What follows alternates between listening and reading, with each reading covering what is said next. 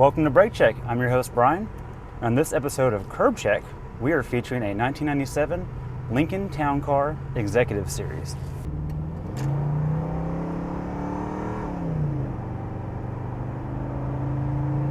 Is it fast? No.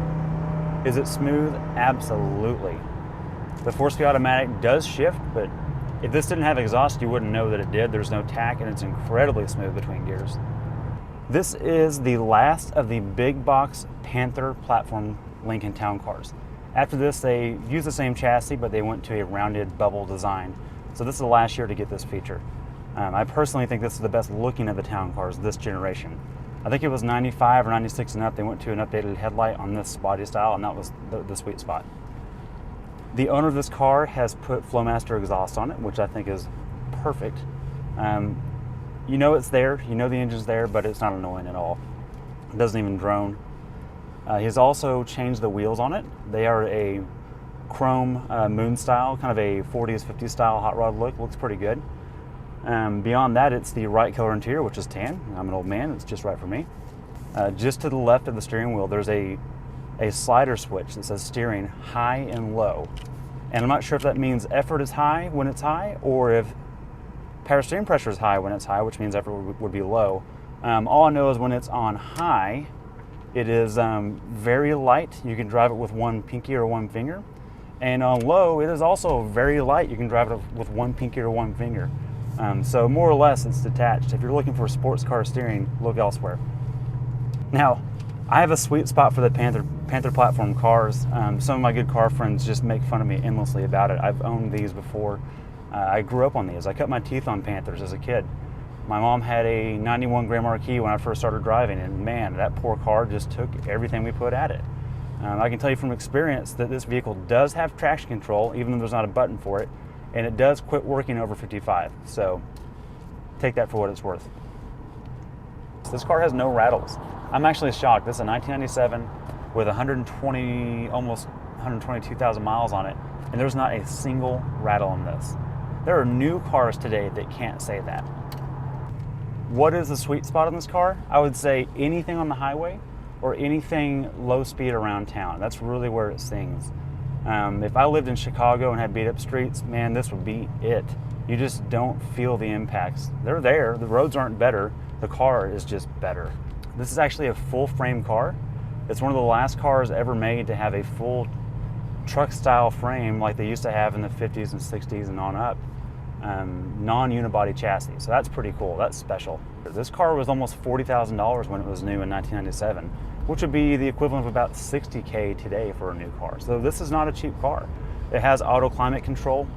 It has a ride from the heavens. No joke about that. You just cannot beat the ride quality of this thing. The plush factor in this car is so high, it could have blown ball joints, and I don't think I would ever hear it or feel it in the steering wheel. It has auto down windows, which is hysterical that that's a premium feature, but because now everything has it. But it does work, and it's auto down, and it's pretty neat. You can tell there's probably 12 relays driving the damn thing, but it works just like it should. It has fold down armrests. You can fit 6 people in here, which is hysterical. Nowadays, full-size trucks sometimes can't do that, which is pretty neat. There's 2 cup holders for those 6 occupants, which is also hysterical, because nowadays you have 15 cup holders for 4 seats.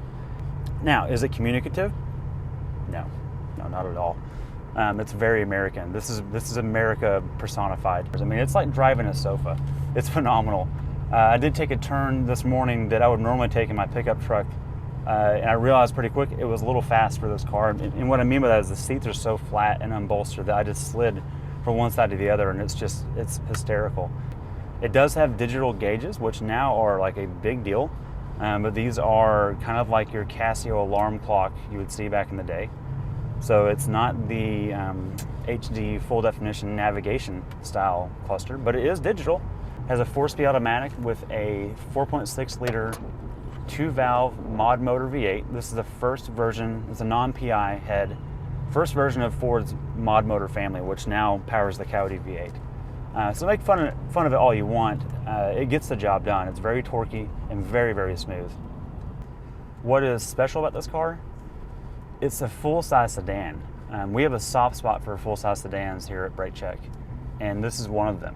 The Dodge Charger is the last big one you can get, a rear-wheel drive. The Toyota Avalon is a front-wheel drive version of that. Buick is giving up on the car like a lot of people are. GM doesn't particularly make a big car anymore. So you're stuck with crossovers if you want something with this seating capacity and space. The back seat has enough room to fit at least half a cow. A lot of people make fun of this car because it's not for everyone. I think that's a very fair thing to say. A lot of my car friends make fun of it when they know I love these. I love the Panther body cars, the Crown Vics, the Grand Marquis, the town cars. You don't have to have a big full-size SUV for people to be comfortable in the rear seat. That's what's great about this thing. The trunk is big enough for about 6 bodies as far as I can tell. The hood is long enough for an F-35 to land on. I mean, it's great. There's a hood ornament on the front. I get why McConaughey loves these things. Hipster Scale, that is a hard one. It just depends on the hipster. A lot of hipsters will put their nose up at this car and just not get it. I think there's a small group of hipsters that would love this thing, and that's why I'm going to give this probably a 6. It's not a Prius, it's not a Raptor, but if you're the right person, you'll get that this is cool. Who is this car for? Well, I'm going to reference the gentleman that owns this vehicle. This is for a person that appreciates Americana history, that appreciates the dynamics of an old American car. And while that may sound like a bad thing, in 1997, Ford Motor Company had that sorted. This is a reliable vehicle. You can get in it and go coast to coast. I would have no reservations about driving this thing across country.